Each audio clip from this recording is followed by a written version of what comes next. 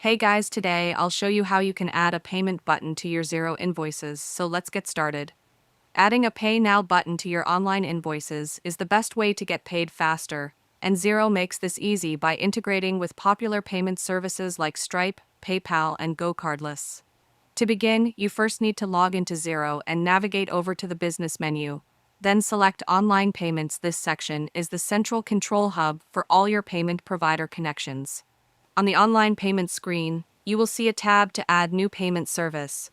Click this, and you will be presented with a list of integrated providers, so choose the one you prefer, like Stripe for card payments or GoCardless for direct debits, and follow the prompts to either sign up for a new account or securely connect your existing one. Once the payment service is connected, the final step is to apply it to your invoices. Still in the online payment section, go to the Manage Connected Services tab, and then click Manage Themes under your connection.